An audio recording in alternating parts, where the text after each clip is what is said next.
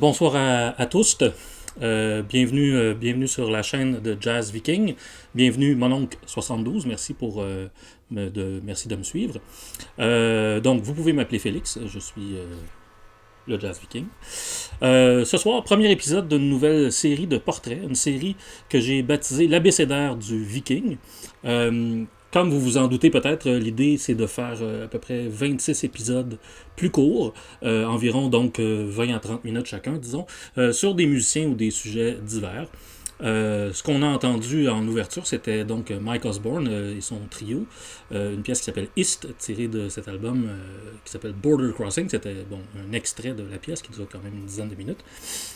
Aujourd'hui, donc, j'ai choisi de reprendre le sujet du premier billet que j'avais écrit pour mon blog à l'époque, en 2008. Le sujet étant ce saxophoniste anglais, Mike Osborne. Mike Osborne, en 2008, j'avais écrit un texte sur lui parce qu'il était mort peu de temps avant et on avait également réédité et sorti un disque d'inédit à l'époque que j'avais donc chroniqué les deux. Je l'ai découvert, moi, Osborne, à l'époque où j'explorais un peu le jazz britannique des années 60-70. On sait que c'est une période particulièrement faste. C'est un peu le moment dans le jazz anglais où le jazz moderne éclate dans plusieurs directions, entre les boppers du Ronnie Scott's Club, comme Toby Hayes ou Stan Tracy, les big bands éclatés de Mike Westbrook, de Michael Gibbs ou de Chris McGregor, les styles métissés des exilés sud-africains et caribéens, comme les Blue Notes, Joe Harriott ou encore Harry Beckett. Le jazz rock et fusion de groupes comme Nucleus, le Keith Tippett Group et Soft Machine, qui se promenaient un peu entre le jazz, le rock progressif et le jazz fusion. L'émergence de la nouvelle musique, enfin, la nouvelle musique improvisée, qui prolongeait un peu le free jazz avec des gens comme Derek Bailey, Evan Parker ou encore AMM là, avec Eddie Prévost et Lou Gehrig et toute cette bande-là. Au centre de tous ces chemins-là du nouveau jazz britannique, on trouve un nombre de musiciens qui pouvaient naviguer entre ces différents styles, apportant une fraîcheur certaine qui transparaît dans les enregistrements de cette époque encore aujourd'hui. Donc moi, à l'époque, je les ai découverts au début des années 2000, mais évidemment, c'est tous les disques qui avaient été faits dans les années 60-70. L'amateur va chercher avec fébrilité sur différentes étiquettes, par exemple Turtle, Philips, Fontana, RCA, Dawn, Cadillac ou Incus, les noms des musiciens qui ont fait un peu cette époque, des gens comme Kenny Wheeler, John Surman, Alan Skidmore, Dudu Pukwana ou encore Louis Morolo. Le musicien qui, par son style bouillant, représentait peut-être le mieux cette intersection dynamique entre les différents courants du jazz en sol anglais, était probablement donc ce saxophoniste Mike Osborne, dont la carrière correspond à peu près exactement à cet âge d'or, de la fin des années 60 au début des années 80, avant d'être interrompu par la maladie qui allait le tenir éloigné de la scène pendant un quart de siècle. Alors, Mike Osborne était né à Hereford, dans l'ouest de l'Angleterre, en 1941. Ses camarades le surnommaient Ozzy, O-S-S-I-E. C'est quand même rigolo, donc, qu'on ait eu avant le plus célèbre, un autre Ozzy Osbourne. Mike Osborne, donc, étudie la clarinette à la Guildhall School of Music à Londres, avant de rejoindre à 21 ans un des premiers groupes du pianiste Mike Westbrook. Avec le saxo baryton John Surman, qu'on a vu sur la photo précédente, le jeune altiste appartient au noyau autour duquel est construit le concert band de Mike Westbrook, donc, avec lequel Osborne est d'abord remarqué par le public et la critique sur les albums que le pianiste dirige et écrit pour l'étiquette de RAM. Donc, on a cette suite de disques Celebration en 67, Release en 68, les 2 volumes de l'œuvre anti-guerre de Mike Westbrook, Marching Song en 69 et le disque Love Songs en 70. Il apparaît aussi, je pense, l'année suivante, en 71, sur Metropolis, mais qui n'était pas celui-là sur Durham. Je pense que c'était pour RCA, si je me trompe. Les solos de Mike Osborne sur Loverman, tiré de Release, ou encore Ballad, tiré de Marching Song, sont assez caractéristiques de son style, un style qui est inspiré de Jackie McLean et Ornette Coleman, mais avec une sonorité et un phrasé assez personnel et quand même assez reconnaissable si on le compare aux autres altos de cette époque. Il y avait un jeu très bouillant, un peu pentatonique. Vous l'avez entendu au début, ça ressemblait beaucoup à ça. Je vais vous faire jouer d'autres extraits plus tard. S'il fait merveille sur les ballades, son jeu incendiaire est aussi bien représenté sur des tempi plus rapides. J'ai choisi par exemple un solo qui est tiré d'un album du trompettiste Harry Beckett de 1970, une pièce qui s'appelle Scarlet Mine.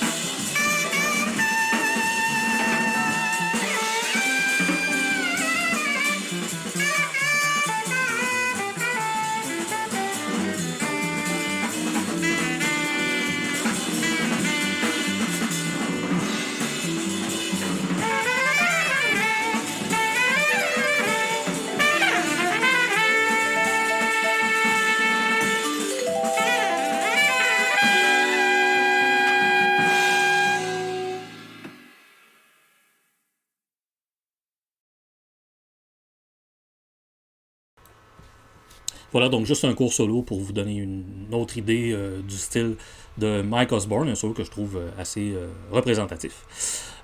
C'était donc tiré de cet album de Harry Beckett qui s'appelle Flare Up, un album de 1970, avec eux Frank Ricotti au vibraphone, Chris Lawrence à la contrebasse et John Webb à la batterie. En plus de Beckett, Osborne va collaborer souvent sur disques dans les années... va collaborer dans les années 68 à 72 à peu près, avec pas mal tout ce que le jazz britannique compte de nouvelles têtes. Surman, bien sûr, mais aussi Alan Skidmore, Michael Gibbs, le Brotherhood of Breath de Chris McGregor. On le voit ici aux côtés de Dudu Pukwana à l'alto et du flûtiste Bruce Grant.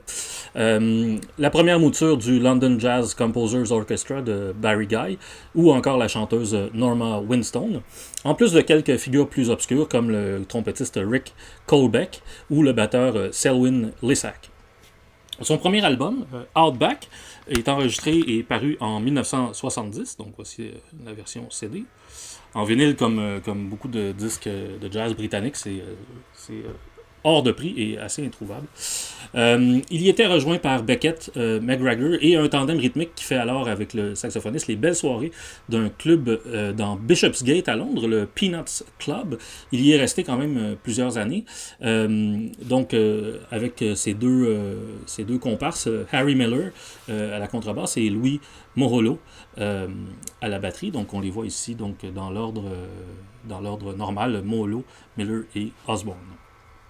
C'est avec ces deux exilés sud-africains, piliers du Brotherhood of Breath, que Osborne va collaborer pendant une bonne partie des années 70, donc au Peanuts Club, entre autres, où est enregistré leur premier disque, cet album qui s'appelle Border Crossing, dont on a entendu un extrait plus tôt, ou encore dans des festivals européens, comme par exemple le festival de Willisau en Suisse, où est enregistré donc leur deuxième disque qui s'appelle All Night Long, de Willisau Concert. Ces deux albums-là étaient parus donc sur l'étiquette de Harry Miller, une étiquette qui s'appelle Ogun Recordings, une étiquette qui existe encore aujourd'hui. Je pense qu'elle est encore administrée par la veuve de Miller. On sait que Miller est décédé dans un accident de voiture, je pense, quand il habitait en Hollande, là, au début des années 80. Mais le label existe encore et il a réédité une bonne partie du catalogue de cette époque. Donc, il y en a beaucoup qui sont encore disponibles en CD aujourd'hui.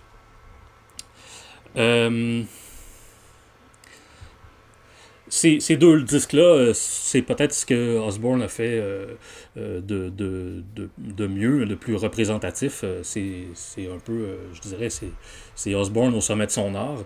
Il livre ses thèmes répétitifs ou incantatoires avec une intensité dédoublée, soutenue par une rythmique constamment en mouvement. Donc on a pu s'en rendre compte dans la pièce qui ouvrait cette diffusion. C'est aussi à cette époque que Osborne forme avec deux autres anciens de chez Mike Westbrook un trio de saxophones baptisé SOS, des initiales des trois membres, donc Surman, Osborne et Skidmore. On les voit les trois ici. Les trois avaient évidemment souvent collaboré, notamment sur une session de Osborne de 72, parue seulement en CD en 95 sous le titre Shapes, ce disque-ci. Celui-là et Outback sont tous les deux sortis dans les années 90 sur le label FMR. Oups, pardon. Je suis en train de perdre mes disques. Mais la nouveauté de SOS, c'était alors de se passer de sections rythmiques, bien que Skidmore passe derrière la batterie sur certaines pièces, et d'intégrer les synthétiseurs que Surman avait commencé à utiliser quelques années auparavant. Je pense que Surman avait commencé à utiliser les synthétiseurs pour son album solo Westering Home en 72 à peu près.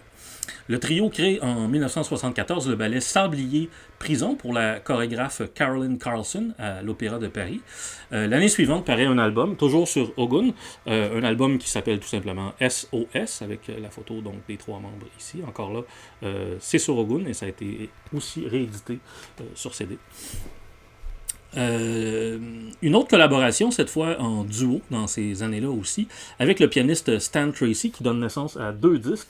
Alors on a celui-ci qui s'appelle Original, qui est sur le label Cadillac, qui date de 1972, et celui-ci qui s'appelle Tandem, qui celui-là a été enregistré au Festival de Jazz de Bracknell en 1976, celui-là aussi sur étiquette Ogun.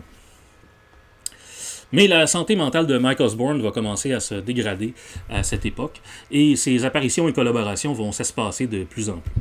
Il est encore remarqué au sein du groupe de Harry Miller, Isipingo, entre 1975 et 1977, et dans la mouture du Brotherhood of Breath de cette même année 77. Toujours en 77, il fait paraître un album en quintette, toujours sur Ogun. Donc Marcel's Muse avec Miller, le trompettiste Mark Charig et le batteur néerlandais Peter Nickeroy. 2 ans plus tard, il fait partie du trio de John Stevens avec le contrebassiste Paul Rogers. C'est pour Stevens. Stevens était le batteur et un des principaux animateurs du Spontaneous Music Ensemble, cet ensemble de musique improvisée disons, de nouveaux genres pour cette époque. Mais pour lui, c'est un projet relativement conventionnel un trio de jazz, et qu'il mène au club de Plough à Londres, donc en 79.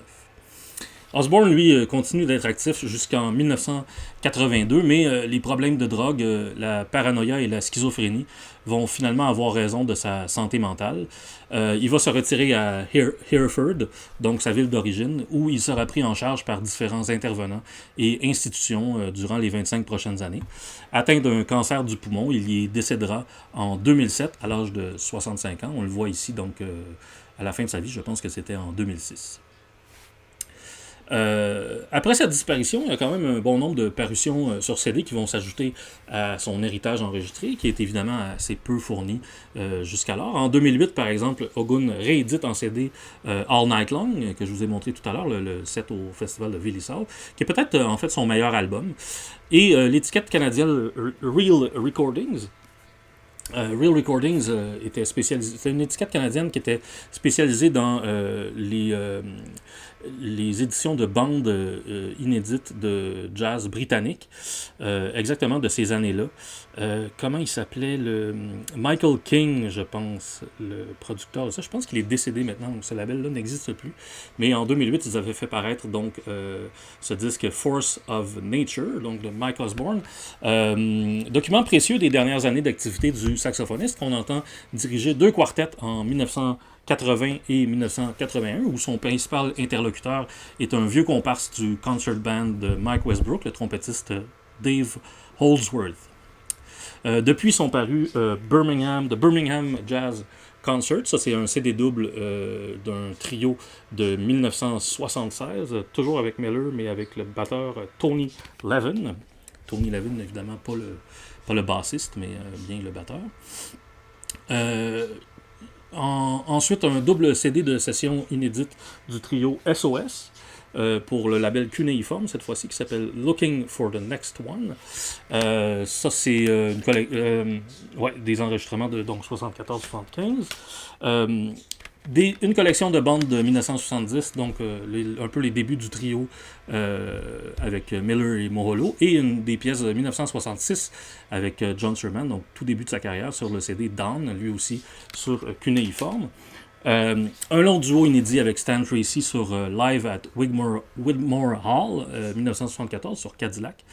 Et enfin, un album numérique sur une étiquette relativement récente qui s'appelle Jazz in Britain. Jazz in Britain a un peu repris la mission qu'avait Real Recordings, donc dans les années 2007, 2008, 2009, qui était un peu justement de sortir là, des bandes inédites là, de jazz britannique de cette époque-là. Et donc ils ont sorti un album de Mike Osborne, donc des extraits de l'époque du Peanuts Club vers 75-76, mais c'est un album qui est numérique, donc digital seulement.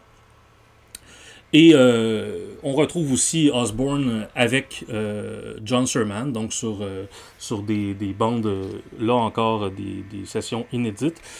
Il est sur ce disque, sur quelques pièces de ce disque qui s'appelle Way Back When, donc aussi sur Cuneiform. C'est une session de 69 qui avait déjà fait l'objet d'un pressage test, mais qui n'avait finalement jamais atteint l'état d'album à l'époque, donc qui est sorti ça c'est sorti, je pense, en 2005 seulement. Et une apparition la même année à la télévision nord-allemande, donc la NDR, sur un autre disque cuneiforme qui s'appelle Flashpoint. Ce qui est intéressant là-dessus, c'est que, bon, vu que c'est pour la télévision, on a un disque avec la musique et le deuxième disque, c'est la session filmée, donc par la télé allemande, la NDR. C'est de ça dont je tire donc quelques images assez précieuses parce que j'ai pas vu Mike Osborne jouer souvent lui-même. On le voit ici justement avec John Surman. Donc je vais vous laisser sur ces quelques images, ce solo de Mike Osborne avec cet atelier, ce jazz workshop de la NDR en 1969. C'est donc tiré de cet album double qui s'appelle The Flashback NDR Jazz Workshop d'avril 1969, disque de John Surman.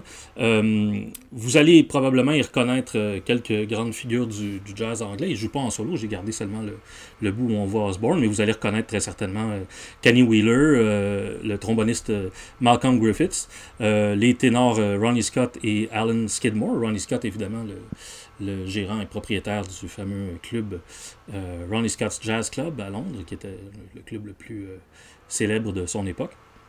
La section rythmique, donc le pianiste Fritz Power. Est-ce que Fritz Power était allemand ou autrichien? Ça, je me souviens pas. Mais bref, il était sur place là, pour ce jazz workshop. Harry Miller encore à la contrebasse et Alan Jackson à la batterie. Alors, c'est là-dessus que je vais terminer ce court portrait. J'espère que ça vous a plu. Je vous invite donc à vous abonner à ma chaîne Twitch, à ma chaîne YouTube et à me suivre sur Facebook pour avoir accès à la rediffusion de mes vidéos et aussi pour avoir les dates des prochains streams. Je pense que je vais essayer de le faire une fois par semaine.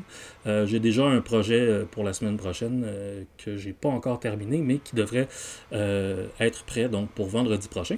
Alors, je vous dis à la prochaine et je vous laisse donc sur ces images d'un jeune Mike Osborne. À la prochaine.